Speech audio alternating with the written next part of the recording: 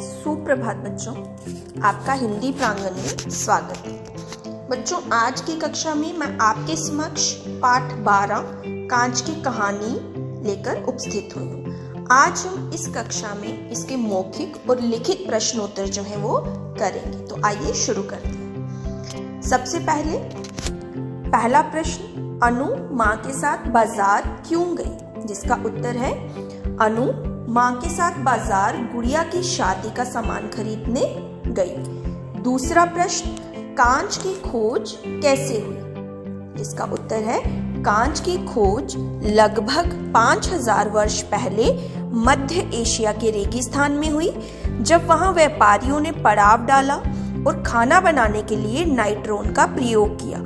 और जब वो सुबह उठकर देखते हैं तो नाइट्रोन बालू के साथ मिलकर कांच बन गया होता है। तो इस प्रकार कांच की खोज हुई। तीसरा प्रश्न, कांच की बनी वस्तुओं के नाम। जिसका उत्तर है लैंप, बल्ब, दर्पण, बीकर, जार, नली, खिड़कियां, दरवाजे, कारों और बसों की खिड़कियां आदि। चौथा प्रश्न, पहले के कांच और आज के कांच में क्या अंतर है? पहले कांच साफ नहीं दिखाई देता था और आज का कांच जो है वो बहुत हल्का, साफ और पारदर्शी है। पारदर्शी अर्थात ट्रांसपेरेंट। अब चलते हैं लिखित प्रश्नोत्तर की तरफ। पहला प्रश्न, अनु ने कांच की चूड़ियां ही क्यों खरीदी?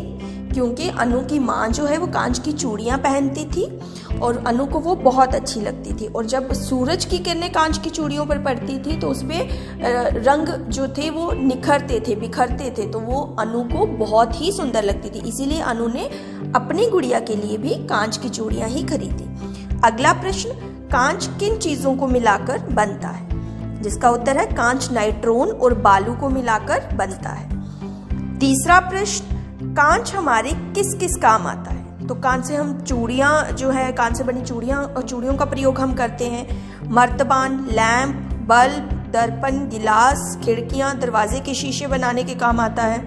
कांच से प्रयोगशाला के उपकरण बनते हैं। सजावटी सामान जो हम घर में प्रयोग करते हैं वो भी कांच से बनता है। तथा बुलेट प्रूफ शीशा जो होता है वो भी इसी से बनाया जाता है। तो ये थे हमारे पाठ 12 के लिखित और मौखिक प्रश्नोत्तर।